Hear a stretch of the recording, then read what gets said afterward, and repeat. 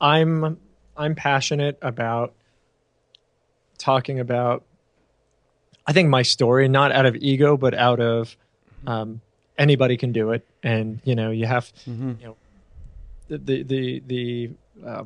you built fortitude it. the fortitude you Yeah. need to Yeah. make it as a bootstrap. Yeah, I have a It's a good whole question different for thing. that. You Uh, you actually prompted. All I think about all day is what are the best questions to elicit great answers and stories. And you doing the research for you elicited a question for me that is in my mind one of my favorite questions that I have that cool. I'm going to ask you. Yeah, and I'm Awesome. going to put it on every future interview. So, and it's on this topic. So your story. So we'll talk about that for sure. Oh, awesome. Yeah, Yeah. that sounds great. All Yeah, I've right. got nothing. I mean, bootstrapping, I love talking about Bootstrapping. that. And, Okay. right now I'm super into trying to scale the business. Yeah. Hiring. I'm about to hire a woman today. She'll be the second person we've hired in the past week. I mean, we're working on culture and really trying to, for me, what I see a lot of startups and entrepreneurs, they get Yeah. stuck in their business, trying to get out of being stuck, trying to see the big picture and trying to constantly improve. Yeah. So, I've really considered myself a study of the craft Yeah. of running a company. Yeah. And I don't think I did that for a long time. And Yeah. once I started to do that, things changed dramatically. Yeah. So I was gonna wait for I'm gonna, actually introduce you, but I'm just gonna go with this question now because we're right into it, and I'm not gonna wait for the middle. But the question that you made me think of that I love is, what have you sacrificed It's a good question. I because of the hate you business? for asking it. Yeah. No, Yeah. it's a great question. I would say in the early, there's a, can I rewind? And I don't know Yeah. if how we're Yeah. gonna get to this or if we get I'll to it at just all, but introduce you in a bit, but just go on. You're this will be a riffing whole, on. I love how you talk about scale and culture, and that's top of mind because that's real stuff that businesses are thinking about. So yeah. I want to include that. Yeah, So when I started, the company, I think there's three phases of my business. yeah, The first phase was hobby phase. Second phase was lifestyle phase. Four phases. Lifestyle phase. hmm Third phase was no life phase. And the Isn't fourth, the whole phase no life phase? no, it doesn't have to. No, It doesn't have to. the hobby phase. You were probably working pretty hard too. No. Yes. Okay. We'll get into that. Anyways, yes, And the yeah, fourth phase is scaling. yeah, And so, first phase, hobby phase, since you brought it back up, yeah. I was working a full-time job, was doing this on nights and weekends. What were you doing at the time? Was this when you were a teacher, the I special was ed teaching teacher? special ed. Yeah. Yeah. Okay. I was I have a teaching lot of special questions ed. about that, but yeah, Oh yeah. yeah, Go ahead. yeah. 'Cause, is this a rated G or a rated R podcast? It's whatever it is. So for some people it's R, for some people it's G. So if it's Because R for you, then that's fine. my first day on the job, I show up, I'm a sub teacher. I'm I don't know what to expect. I've never done this before. I walk into the classroom and a boy walks in, and all the classrooms had water coolers in them. He walks in, he sees me, he walks up to the water cooler and starts humping it. Wow. And Welcome to your first day. that was a sign. It was a sign. Did I you just lost the walk full- off and be like, okay, this is not for me? I just started cracking up, and yeah. I was like, "Oh, okay. Is this what I'm going to be dealing with? Great."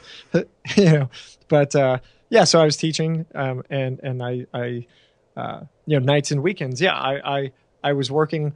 It was really this experiment back then. It was a hobby. It was I'm testing the waters, trying to figure it out, and I did that for 2 years until I quit the job, got married, moved to Colorado, and moved into the next phase, which was lifestyle business. So before you move to the next phase, what inspired you to even start that? What was your dream at that moment to... This is an interview that's completely being recorded out of order. That's cool. That's cool. I love it. It's so cool.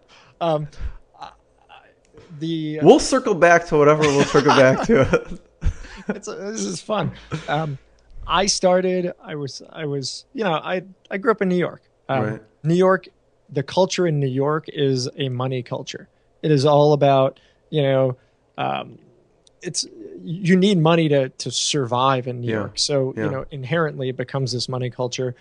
I was I was a stock trader in New York. I grew up around families and businesses. I was infatuated and obsessed with how people made money and how people built businesses. And I couldn't wait every year for the Forbes list of the richest people, because not because I was like, oh my God, these guys are so cool. It was a study guide. It was how'd they do it? How do I emulate them? Yeah. What made them so successful? And for me, the stories that were exciting were the self-made stories, the stories of the guy who, hey, he started a farm, built from one plot to 10 to 20 to 50. And then, all of a sudden, he started buying out other farms. That stuff got me going. Yeah. Who did you look up to at that moment, like when you were looking at the Forbes list? Does anyone stick out? I mean, there was nobody specifically. I think Buffett was probably the most interesting to me. I liked his philosophies. Yeah. But beyond that, I mean, I think everybody was fascinating because, except, of course, the people who inherit their money. But, the people who built these from the ground up empires, it was really fascinating. What I got, you can't buy. It resides between my eyes. Walked through the fire, came out better on the other side. See, life's like a beach if you find the sand. And right now, I feel like $100,000. You are listening to Inspired Insider with your host, Dr. Jeremy Wise. Dr. Jeremy Weiss here. I'm founder of InspiredInsider.com, where I talk with inspirational entrepreneurs and leaders like the founders of P90X, Baby Einstein, Atari, Josh Dorkin of Bigger Pockets, and many more, how they overcome big challenges in life and business. Today we have Josh Dorkin. He's founder of BiggerPockets.com, and we were just talking about the Forbes list and the impressive people who start things from scratch. And he started the site from scratch over 10 years ago and has now, as I read on the site today, 440,000 members. They've grown to be one of the largest and most reputable real estate community on the internet, with a forum that has over 900,000 posts. Oh no, more than that. More than that. 1 point. Wow. 2,000 to 3,000 new posts a day. Wow. They hold the #1 real estate podcast on iTunes. They track more than 1,000 new members a day and help change people's lives to gain their own financial freedom through real estate. Josh, thanks for joining me. Oh man, you mentioned me with the guy who founded Atari. That's cool. Yes, exactly. Since Inspired Insider, I always ask about the lowest point and then the proudest moment. What's been the lowest point in the business for you? Let's see. Lowest point. I'd say, some of those moments where I was hating the business when it was a quote unquote lifestyle business, but I had no life. I'm still, I'll readily admit, and by the way, don't be me to anybody listening to the show. I've taken the sacrifice is what I've the taken. Sacrifice I'm trying to think, maybe 2 or 3 at most days off in the past 8 years. Wow. I work every single day, 7 days a week. Not healthy, not okay, and I've been working for the past 3 to stop doing that. So I got to the point where there was so much stuff and so much. Is that even possible for you at this point to stop doing it? I'm very excited about it. Oh yeah. Okay. So I'm hiring an assistant right now, and so I've handed the vast majority of the stuff to other amazing people who work for me, and the last thing that now I have to let go of is the day-to-day, administrative stuff that that's left over for me. And so as soon as I have my assistant, I'm very excited to be going on a vacation with the family. Where are you going to go? We're doing a cruise. Nice. Doing a cruise. But so don't do that. So what's that grind, the constant grind? But you can't do it if you don't love it. Yeah. You can't do it if you don't love it, and if you're not passionate about it. I heard a great quote, and I'm going to totally butcher this thing. Go ahead. It was on Facebook. People will look it up later. Yeah, it was, and I don't even know who the hell said it, but it was about hard work is hard work doing something you hate is stress. Hard work doing something you do is, I think it was passion or something, or love or passion. Love, yeah. But I think that's totally true. If you're excited about what you do, it's never going to be a pain in the neck. Yeah. It's never, unless you work in 100 hours a week and, about to collapse. Yeah. I mean, from the low point standpoint too, what was your wife's influence on that? I'm sure she was a kind of sounding board support. What was her role as you're grinding and building the company? Always supportive in whatever my decision was.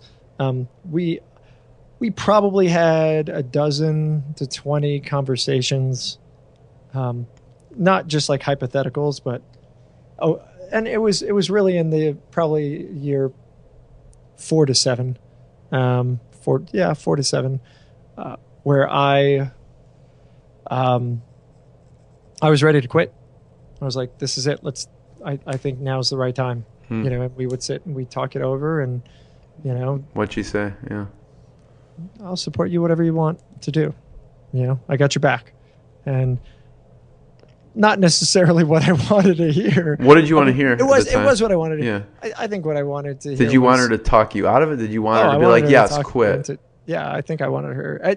I think half the time I wanted her to actually say, yeah, quit. And I think the other half, I wanted her to talk me out of it. Yeah. But I'm glad she said what she said. I'm glad. Yeah. That's a good answer. It was because it makes me make the decision. She can't be responsible. So very smart. Right. And high point? Yeah. Proudest moment. Yeah.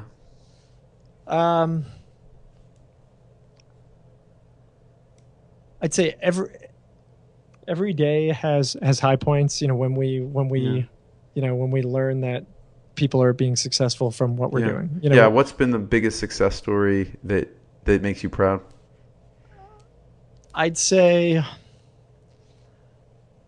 it's really hard to narrow this down because I'm modest, but like we help a whole hell of a lot of people. Yeah. And I mean, the podcast for me is one of the most fun things to do because a lot of times we just get those success stories and get into a lot of depth from our people, like how Bigger Pockets help transform their lives. Yeah, it's amazing. I don't know, looking at the numbers is just outstanding. I mean, we last year, we reached well over 10 million people. It's amazing. The site's one of the biggest in the space. The podcast is the top in the industry.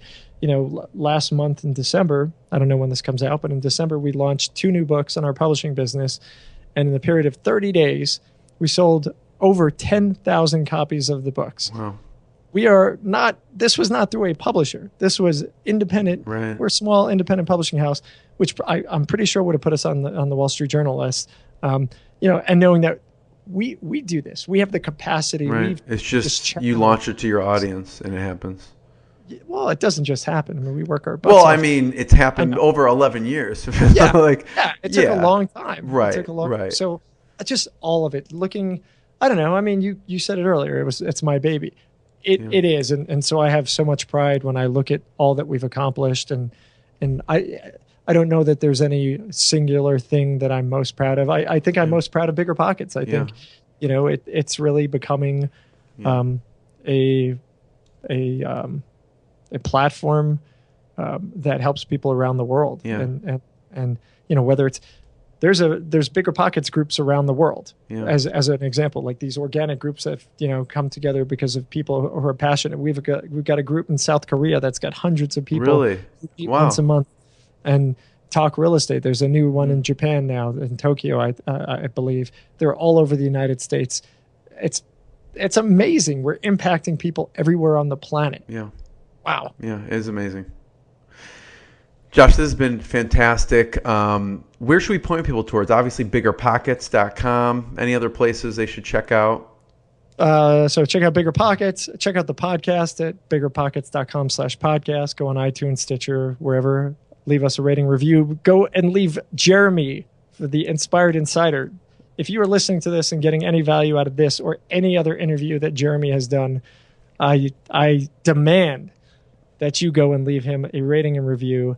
That will help him grow this podcast. This guy, and I'm not just saying this to kiss his ass. I've done a whole hell of a lot of interviews. Hands down, I think you are the best interviewer I've ever done an interview for. Thank you, Josh. I appreciate amazing. that. Check out the podcast. And if you're curious about real estate, we wrote this thing called The Ultimate Beginner's Guide for Real Estate. Tell people there's a couple books you have on Amazon. What are those and where should they check them out? Start with the Ultimate Beginner's Guide. It's Okay. free. It's totally free. It's biggerpockets.com/UBG. And it literally is, it's like this 8-chapter book, really pretty brief. And it tells you everything you need to know about real estate investing and, house flipping. Is it something that makes sense for me? Buy and hold, some of the other strategies. It teaches you the fundamentals. And, once you have those fundamentals, you can make a decision if you actually want to get in and how you want to get in, what your path might want to be. Yeah. We've got books in the store. We got a book on flipping houses, book on investing in no and low money, book on rental property investing, managing properties. We're going to have a whole lot more coming out as we grow our publishing business. We just hired somebody to run our publishing company today. Congratulations. Thank you. But that's it. And check out, go keep listening to Jeremy's shows because he's amazing. I appreciate it. Thank you so much for your kind words. It really means a lot, Josh. And this has been fantastic. I'm leaving about 30 questions on the table right now that I'm just going to end here. But you'll have me back. I appreciate it. Really. So thank you again. Thanks, Jeremy. Yeah. What I got, you can't buy. It resides between my eyes. Walked through the fire, came out better on the other